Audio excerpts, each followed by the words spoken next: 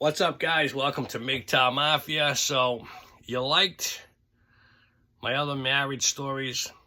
I got the horror show that started it all. Yes, not the day I got married, even before that, years before that. This story's about the day I met her and what happened. So get some popcorn, guys, grab a nice drink, and enjoy, sit back, because this is going to be kind of a long one. So, let's see, all you guys and girls that don't know anything about me, and some of you guys that do know me, I'm talking to you, Tommy. How it all started for the kid. First of all, I was working two jobs. I forget what I was doing in my normal job, but I had a second job at a gas station, mainly to pick up chicks. That's really about what it was. And I met this girl. We're sitting, it was a later, I think it was maybe a Saturday night or a Sunday night. We're sitting watching the cars come in. This blonde girl comes up. Watch out for those blonde girls.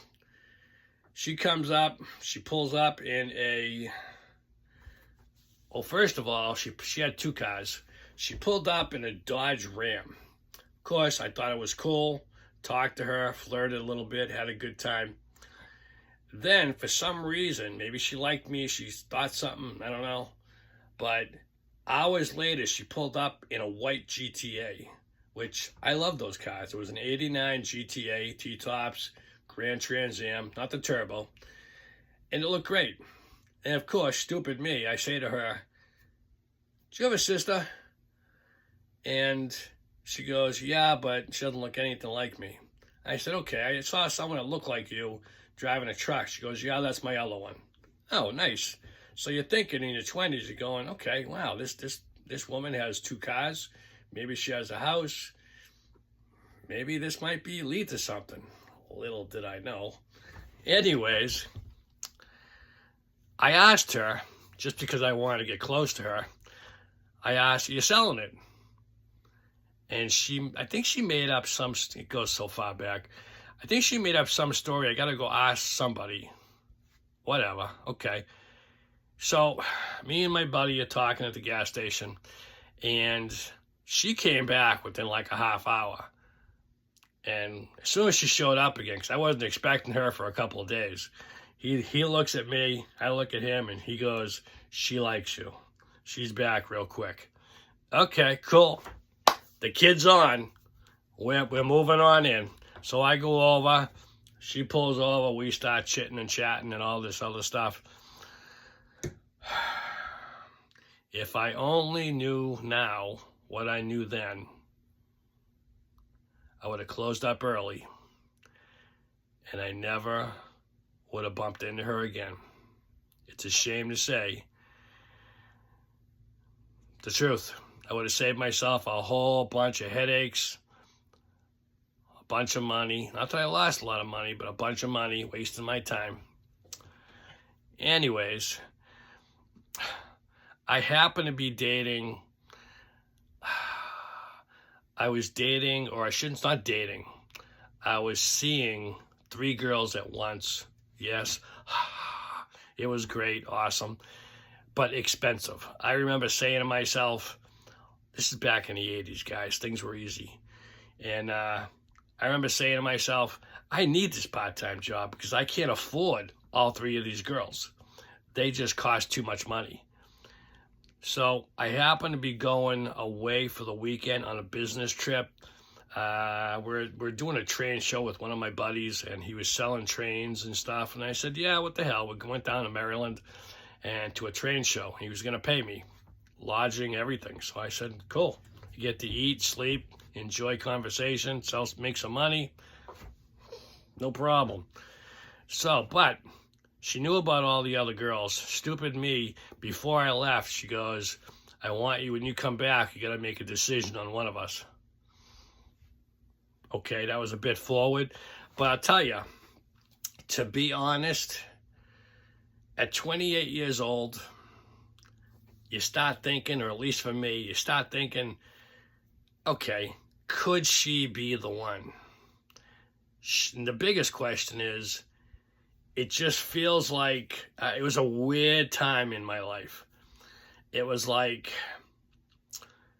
things had just, you felt a change. You felt something changing in the world or my life, or something like maybe this is the way it's supposed to be, because there is no friggin' book on living life, and not really. And getting married, when you should get married, when you should settle down, when you should have kids, all that crap. I wish there was. But anyways, I came back from the trip. She was the most aggressive. She was cute. I picked her, cut the other ones off. C'est la vie. And the rest is history. I made the wrong choice. I tell you, I didn't know. You couldn't have told me anything, because I was a hard-headed, stupid Italian kid in his late 20s, and it just looked like the right thing to do. She talked a good game. Now, mistake number one. I know I'm going to hear it. She was 7 years older than me. I like older women. So maybe that was a red flag. Again, I didn't know anything about Mgtow at all back then. It might have been a thing, and I have no idea. But I'm telling you, if I knew now, or if I knew then what I know now, lots of red flags. Lots of red flags. I would have bailed. But I had no idea. I didn't have a brother. My father wasn't around. It was just, I had no confidant to joke around with, and like I said, or bounce things off of stuff. You know, you need that guy friend to bounce things off of that has been there. I don't want to say a coach, but like someone that has walked the path that you have already walked, or you're gonna walk, just to give you guidance. I didn't have that, so I stepped in shit constantly, and that was my problem. And I had to learn the hard way. But boy, did I learn. And I'm not saying it was all bad. It was rough. It was all new. It was all interesting. You're having sex multiple times a day. You're going out. You're spending time with her. The good, the bad, the ugly. It was just, it's just all new. When you transition from young guy on the prowl, money in your pocket, got a muscle car or a luxury car, I forget which one I had at the time. I think I had an 89 white Lincoln Town Car back then. Oh, I love that car. It had the carriage top roof, and boy, that was sweet. Turbine wheels, all white roof. Loved it. Great times. And boy, if anybody was down Revere Beach, they knew my car. Anyways, sorry, I was losing those. I was fantasizing. I was going back. Someone had to pull my ass back into the story. So, anyways, I'm telling you, if I knew now what I should have known then, Jesus Christ, I'm telling you. Whew. Anyways, I made a mistake, and the years that followed, like I said, weren't horrible, but you just didn't know. You just had no idea what it was supposed to be like.